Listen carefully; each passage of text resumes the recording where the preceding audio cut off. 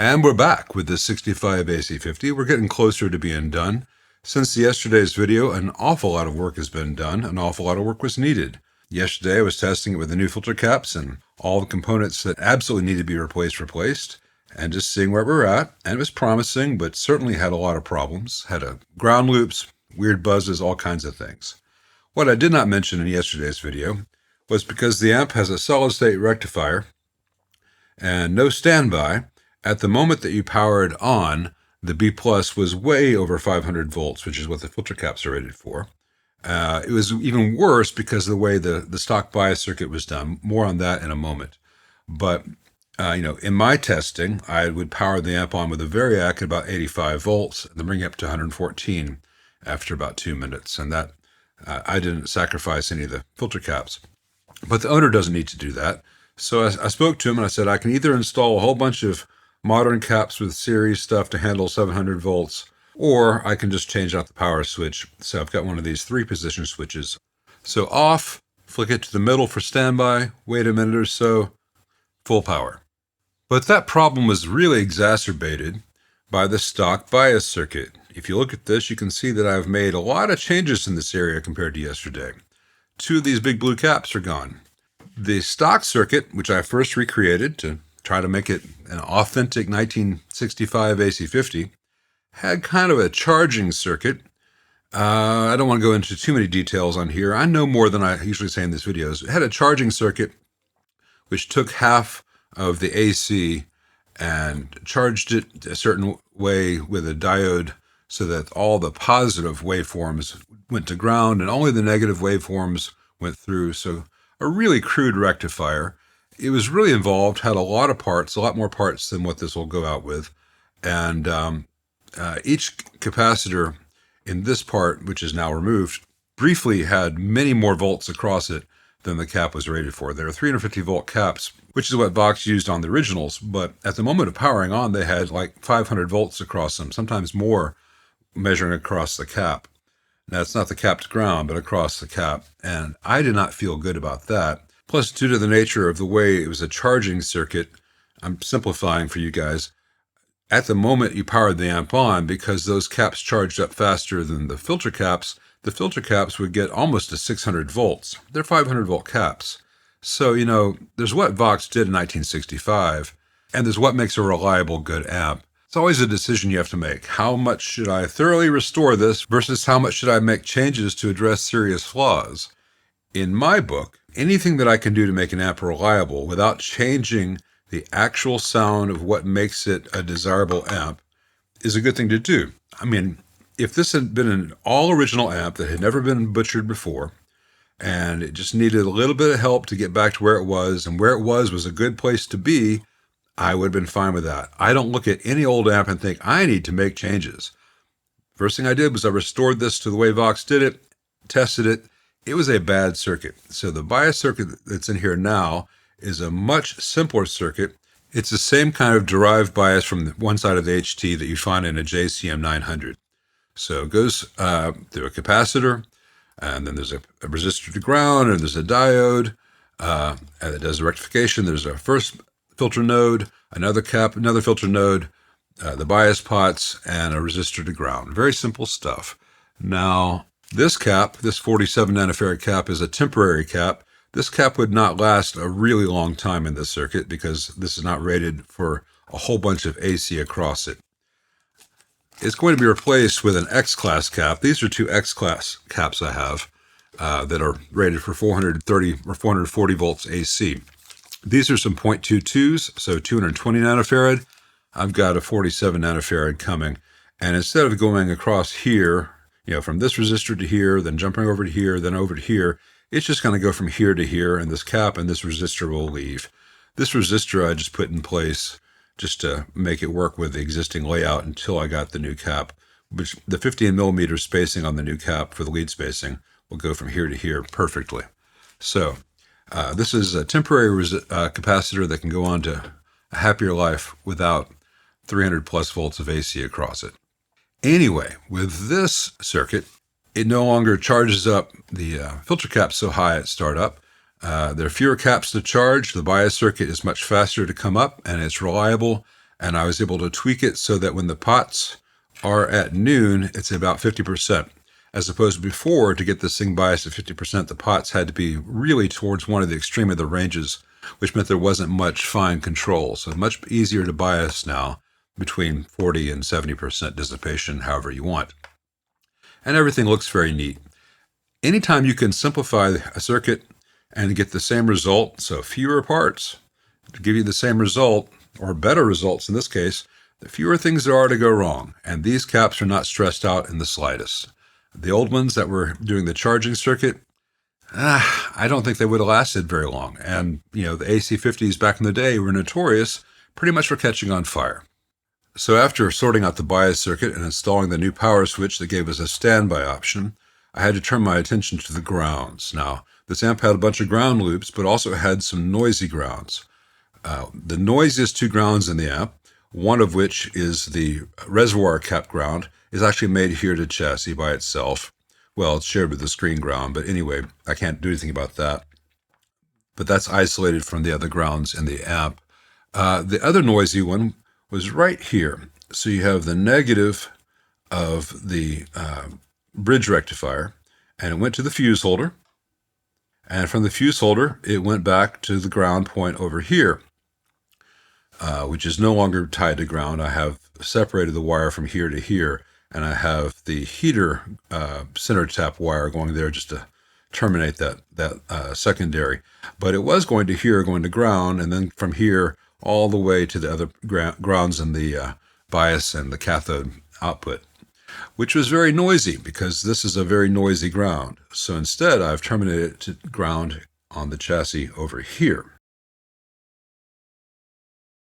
So once I'd separated out the noisy ground from the rectifier, that left me with the heater ground reference, the bias ground reference, and the ground reference here for the cathodes on the output tubes through these 47 ohm resistors. And there is one ground point here with one little bitty tab from Vox from 1965, tiny little thing with one wire, and they're all joined together on the board kind of randomly. So I separated them all out, and I installed a new stainless steel screw with a locking washer, compression washer on the other side, and then two new ground lugs and an eye-lock nut. And this one is for the cathode for the output tubes. And here are one that is the bias ground and one which runs all the way back down and to the 200 ohm resistors for artificial center tap for the heaters.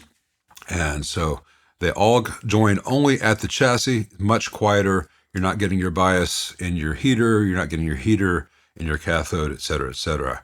It's always tricky sharing ground wires. And while I was in this area, I was looking at the output section with these EL34s where they had pins 8 and 1 tied together going to ground through this 47 ohm resistor off each cathode. Now this is the cathode of an EL34, pin 8, and pin 1 is a suppressor grid. And in most amps that use EL34s, that is at ground. They're usually a fixed bias design, they're just tied to ground, and so there is no difference in performance between the suppressor and the cathode.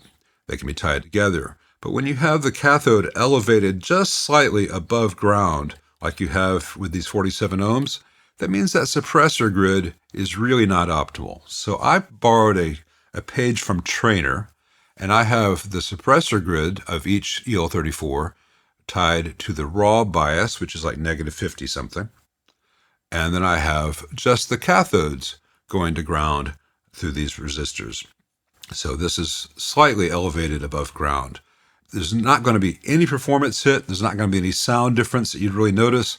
The output tubes are just likely to last a lot longer. So we've got a reliable bias circuit, and we've got a much better behavior set of operating conditions for the EL34s with the simple trick that Trainer certainly has put to good use over the years. I don't make this change in a Marshall. It's usually not necessary. Marshall usually has the suppressor already at ground, but there's a big difference between ground and just slightly above ground. Not completely ground. Cue Miracle Max voice for that. So after I'd sorted out the grounds in the power section, I had to turn my attention to all the ground loops in the preamp. If you remember from yesterday's video, There's a bad ground loop on each channel. It was noisiest when the volume was turned up in the middle. It got quieter at each extreme. That's a good sign of a ground loop. Now, in stock form, this had one wire across all the pots going to ground. It was actually going to the input jacks, and then from the input jacks to this old ground terminal here. Everything else was just kind of run randomly on this side of the board and tied to here from here, and the terminal block for the output transformer was net common was also going to here, then to here. And it was all going to this whole ground lug here. That could never be really tightened because the transformer was blocking it. That screw could not be tightened from the other side. There's only so much you can do with a nut driver from just one side. So I drilled a new hole here and put in new stainless hardware with a compression washer on the other side and the nylock nut and the toothed ground lug.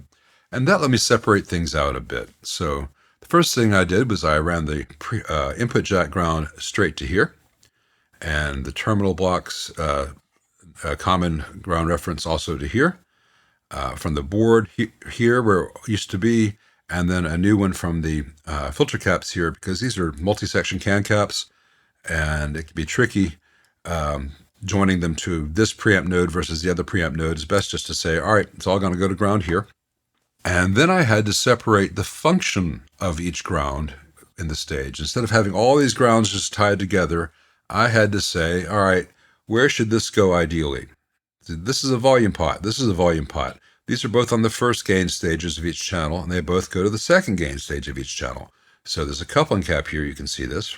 From the first gain stage, it goes to this coupling cap to this volume pot. So the ground for this volume pot needs to go to the cathode of the next gain stage, not to here, but to here. Similarly, this volume pot needed to go have its ground go to here, which is the V, well, not V2, but the second gain stage cathode. So all the stuff in the first gain stage is cathode is shared here. It's all on one node of the filter cap. All the stuff in the second node for each channel is tied together individually and then joined together. That's all on this other one.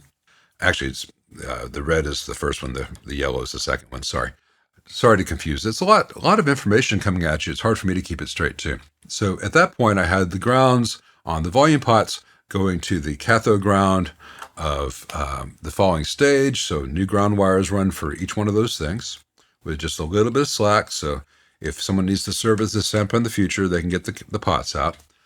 And then you have the tone stacks. So treble and bass, treble and bass. Well, the bass pot of each tone stack has a ground reference. And again, that's after coupling caps. Its natural home is the ground of the cathode on the output section. So the phase inverter ground is here, the cathode ground. All the grounds in the phase inverter are referenced to here. The bass pots grounds are also going to here.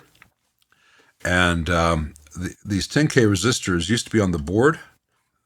JMI had them there. In order to do the improved grounds, I could either run a whole bunch more spaghetti over here to make these little runs, or I could just move them to the pots like they were on the AC50, and then just use the existing grounds that are on the pot, connected to the pots already. So this was something I did to simplify the lead dress in this area, and it's fine to have the 10Ks here across the base pots, just like on an AC30. It's the same core circuit there. So then I had the first stage cathode grounds tied together. I had the second stage cathode grounds tied together. Then I had all the phase inverter ground stuff tied together. Then I had to connect them in series. So from phase inverter to second stage, from second stage to first stage, from first stage to chassis. Done. All the ground loops are done. It would have been much nicer if Vox had built it this way to begin with. You know, if you want more information on this, I've got a video up about how ground schemes work in general. I think specifically I used a Marshall, and I've got some diagrams and charts talking about coupling caps and decoupling stages and all that fun stuff and what eddy currents and all these things are. I'll put a link to that in the description. Don't need to reinvent that particular wheel right now. So at that point, I had an amp that was no longer trying to catch on fire. I had an amp that was noisy, but the ground loops were gone, and I needed to track down the noise. Now, some of the noise I found was due to some of these wires just sitting inside their old solder joints, but not really being connected. So I reflowed just about everything. Some of the noise was due to bad resistors on the input jacks. Those have all been changed out. and all the solder joints double checked, triple checked, because the ground connection from here to the input jacks had actually, the solder joint was broken. That wire was just kind of resting on the wire, kind of held in place by corrosion. So that's not a good look. So, that really lowered the noise floor. The remaining noise, I think, might have been just due to some of these old picofarad value caps. I'm about to find out about the power of the amp on for the first time since making a partial change to those. For instance, that 500 picofarad is here, and the 47 picofarad has been replaced here. I don't have another 47 picofarad, which is going to go here. That's on order, as is the 150 picofarad that was on the bright cap. Now, I've measured these. These 47s and this 150 do not measure anywhere close to what they would have measured in 1965. These old caps absorb moisture, they drift, they often get smaller in actual capacitance, and they don't function well. And this one, I suspect, had become noisy, even though it still measures about 460 picofarad. The old one, that is, not the new Vichy there. And since these small value caps are prone to drifting, when they drift, they can get real noisy. I think a lot of the remaining hiss might have been due to that. I'm about to find out. And I know for a fact that if your 47 picofarad cap no longer measures any capacitance, or your 150 measures 70, or things like that, the circuit's not going to behave as it should. So I've got the bright cap here, 150 picofarad bright cap lifted.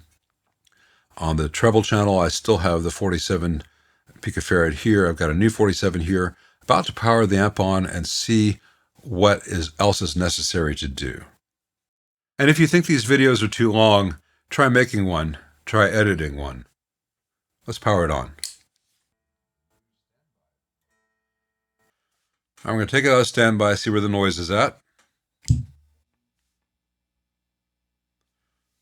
Much better than it used to be. Let's see how much noise we have on the normal channel. Still got a little bit of a hiss.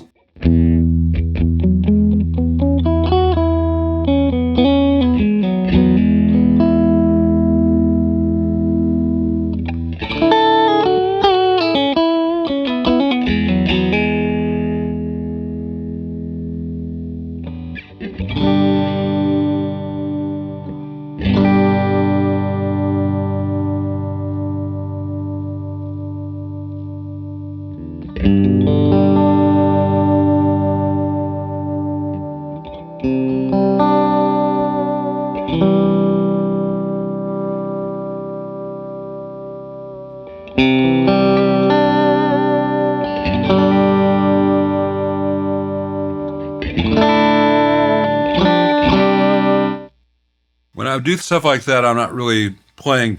I'm seeing how the amp responds and what all the knobs do. It's a very strange circuit. I'm not a big fan of where they have some linear taper pots in the tone stack versus the AC30, which use some audio taper. But these are original, and it's what apparently was intended on the AC50. So I'm not going to change that out just to make it more familiar to me, as long as they are behaving properly. It's a very dark sounding first channel, but that's part of the joy, to blend them.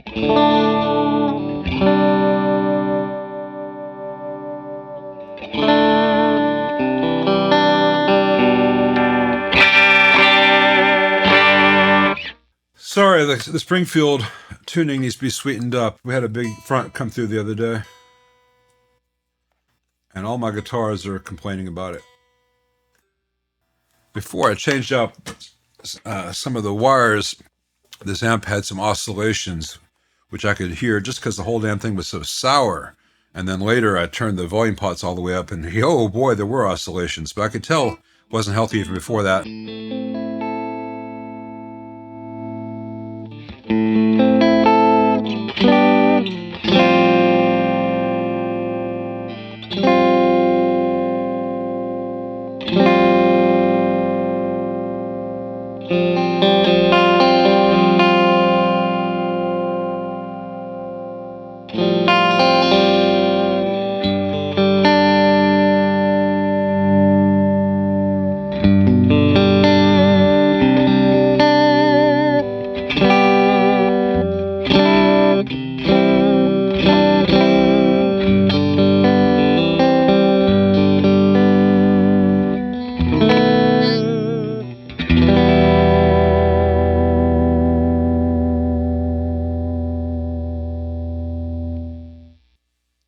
Yeah, that buzz is driving me a little bit nuts. When I put up the first video on this amp, people said, what are you going to do about the heater buzz?